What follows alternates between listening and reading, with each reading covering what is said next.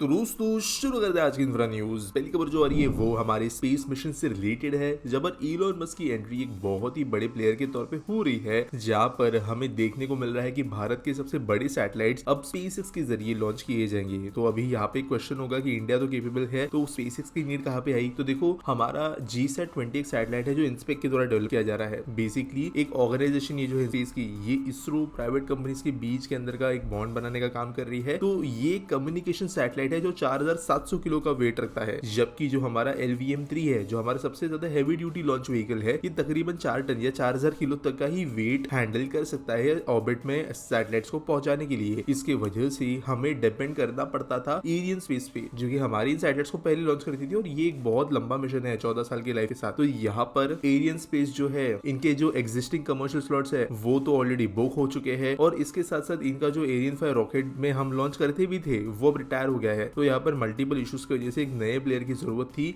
जहां पर भारत के इन सैटेलाइट्स को लॉन्च किया जा सके। ऑब्वियसली चाइनीज रशियन ऑप्शन हम यूज करेंगे नहीं, तो यहाँ पे चूज किया गया है फैल्कन एक्स, और ये सैटेलाइट लॉन्च करेगा आउटर स्पेस में, जो भारत के अंदर इंटरनेट कम्युनिकेशन सर्विसेज प्रोवाइड करने के लिए केपेबल रहता है, जहां पर 70 गीगाबिट्स पर सेकंड की स्पीड से ट्रांसफर हो सकेंगे, और HTS कैपेसिटी 48 Gbps की होगी, 40 बीम्स का यहाँ पे इस्तेमाल होगा। तो डिसेंट एरिया के अंदर कवरेज दे सकता है लोगों को डिसेंट स्पीड के साथ, अगर ये जनरल यूज में आने लगे तो। अगली दूसरी खबर आ रही है वो है जगन्नाथपुरी से, जहां पर टेंपल लिंक रोड के ऊपर कंस्ट्रक्शन शुरू हो गया है यहाँ के सिविक बॉडी के द्वारा। अब तो आपको पता ही होगा जगन्नाथपुरी टेंपल के अंदर बड़े लेवल पे डेवलपमेंट हो रहा है। तो यहाँ पे बेसिकली जगन्नाथ टेंपल के आसपास का जो बहुत सारा एरिया है, हिस्टोरिक एरिया, वसंत चौक, गणेश टेंपल वगैरह, यहाँ पे कनेक्ट करने के लिए रोड की जरूरत थी, और डेवलपमेंट के अंदर किया जा रहा है। तो ये जो टेंपल लिंक प्रोजेक्ट है, इसके वजह से जगन्नाथपुरी का मेन मंदिर सोमनाथ बुधर आरो, जो कि बेसिकली जगन्नाथ यात्रा का रूट है, महालक्ष्मी मंदिर, Manek Buruj, Rambari, Ganesh temple, Maruti temple, Krishna temple, Vasant Chowk, ये सब कनेक्ट होंगे, और 10 टेंपल स्क्वायर प्लाजाज भी इस रूट पे बनेंगे। तो हेवीली पेडेस्ट्रियन ही होने वाला है ये, यहाँ पे गाड़ियां ज्यादा होगी नहीं इस रोड पे। होपफुली यहाँ पे इसकी वजह से जगन्नाथपुरी एक बेटर एक्सपीरियंस दे पाएगी डिवोटीज को। अगली खबर दोस्तों जा रही है वो है दाहोद से, जहाँ पर स्मार्ट सिटी मिशन के अंतर्गत integrated command and control centre develop किया गया है 121 करोड़ रुपए की कीमत से। तो जो हिस्टोरिक छब लेक है दाहोद में, इसको तो रिवर्टलाइज किया गया ही था स्मार्ट सिटी के अंतर्गत, और ये भी अगला इनिशिएटिव है। तो आपको मैंने कुछ दिन पहले के एस्पेक्टिव बताया भी था कि स्मार्ट सिटी के अंतर्गत ये कंट्रोल सेंटर्स बनना, कैमरास, डिजिटाइजेशन, ये ज्यादा बड़ा मुद्दा था। तो यहाँ पे यही चीज की गई है। अब इसकी वजह से जो है निगरानी, सिक्योरिटी जो है बेहतर तरीके से हो सकेगी। अगली खबर दोस्तों जो आ रही है वो है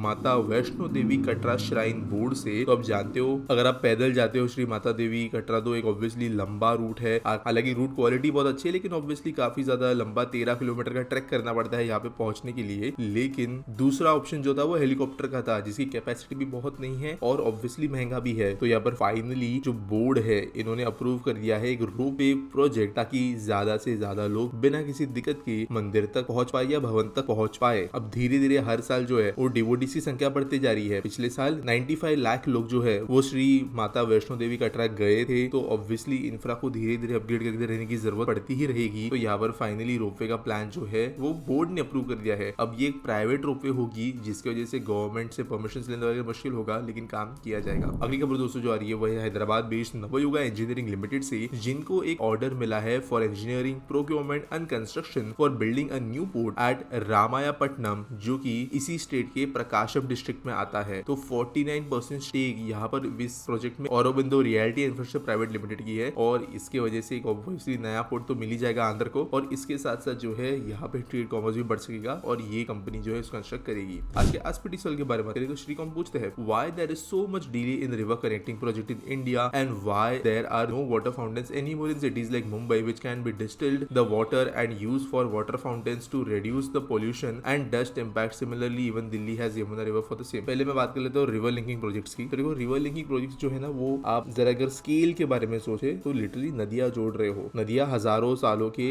एक डेवलपमेंट में होती है, नेचुरली जो है उनके रूट्स कटने में thousands and tens of thousands of year लगते हैं। जब आप दो नदियों को जोड़ते हो तो उस टाइम पे बहुत ही ज्यादा सोचना पड़ता है कहाँ पे कैसे बनाया जाएगा, और ऑब्वियसली लंबा बड़ा बहुत बड़े स्केल का प्रोजेक्ट होता है। सेकेंडली पानी जो है, यहाँ पे अगर नदी की हम बात करते हैं तो स्टेट्स के बीच की दुश्मनियां या झगड़े जो है वो बढ़ जाते हैं, क्योंकि ऑब्वियसली एक नदी को दूसरे से लिंक किया गया तो उस नदी का फिर फ्लो कम हो जाता है आगे जाते हुए नेचुरल रिवर फ्लो में। अगर वहाँ पे कोई और शहर है और स्टेट है तो उनकी दिक्कतें आती है, फिर मामले कोर्ट्स में पहुंचते हैं। तो जितने देश के अंदर बड़े बड़े वाटर प्रोजेक्ट्स है ना, उनमें स्टेट्स के झगड़े तो चलते ही है। दूसरी बात करें वाटर फाउंटेन्स की, तो तो देखो वाटर फाउंटेन्स को कभी भी ब्यूटिफिकेशन या पोल्यूशन के हिसाब से नहीं बनाया गया था। थोड़ी अगर जाके नॉर्मल गूगल सर्च करो तो समझ में आएगा। वाटर फाउंटेन्स का एक बहुत इंपॉर्टेंट पर्पस था एक्चुअल में लोगों को ड्रिंकेबल पानी प्रोवाइड करना। उस जमाने में जब पानी इतना इजीली एक्सेसिबल नहीं था, बिस्लरी नहीं खरीद सकते थे आप, पानी की प्लास्टिक की बोतलें नहीं होती थी, पानी कैरी करना होता भी था तो लिमिटेड कैपेसिटी ही आप ले सकते थे इजीली कैरी करते हुए। तो वाटर फाउंटेन्स का एक रोल उस समय पे था शहरों में। लेकिन अगर आज की हम बात करें तो पहली बात, हम ब्यूटिफिकेशन के लिए फाउंटेन जो लगाते हैं वो काफी ज्यादा महंगे वगैरह भी होते हैं, पर at the same time practical purpose नहीं, सिर्फ एक एस्थेटिक पर्पस से करते हैं। पोल्यूशन की बात करें, water fountains, water mist cannon जो है वो एकदम ही घटिया आइडिया है पोल्यूशन को कंट्रोल करने के लिए। एक शहर जो 300, 400, 500 स्क्वायर किलोमीटर के